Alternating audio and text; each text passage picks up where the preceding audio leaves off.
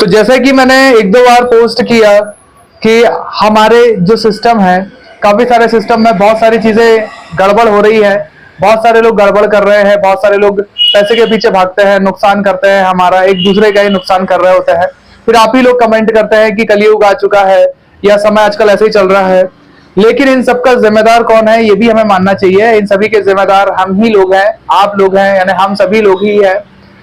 उदाहरण के लिए हम समझते हैं कि जैसे कि क्लास 8 का बच्चा है, अभी हम न्यूज में ही देख सकते हैं, मैं आपको स्क्रीन में भी लगाकर दिखा दूंगा।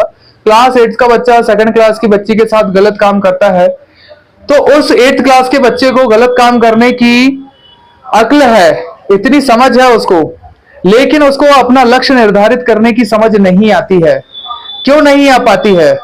चलो हम देख सकते हैं कि वो भी जान सकते हैं कि वो प्राकृतिक वो है, उसका प्राकृतिक वो नेचर है, लेकिन क्या खुद के घर वालों के लिए लड़ना प्राकृतिक नेचर नहीं होता? कि खुद की देखभाल करना प्राकृतिक नेचर नहीं होता? कि दुनिया के लिए, अपने घर के लिए कुछ करना कि प्राकृतिक नेचर नहीं होता?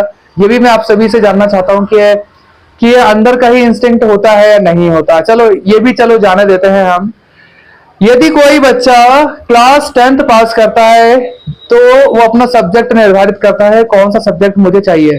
उसके बाद तुरंत वो कॉलेज में जाता है, तो ये नहीं सोचता है कि भाई आगे जाकर मुझे लोगों के लिए ये चीजें करनी है, इससे लोगों का ये फायदा होगा। वो सबसे पहले यही सोचेगा कि मैं किस तरह से गर्लफ्रेंड बनाऊं या किस तरह से बॉयफ्रेंड बनाऊं। यदि लड़की है तो वो ये सोचेगी बॉयफ्रेंड बनाऊंगा। यदि वो ना भी सोचे तो वो ये बताएगी लोगों को कि मेरे पीछे कितने सारे लड़के हैं, तुम ये देखो इतने लड़कों का डीएम है, वो लड़का मुझे ये बोल रहा था, वो लड़का मुझे ये बोल रहा था। ये सारी चीजों में लगे पड़े होते हैं।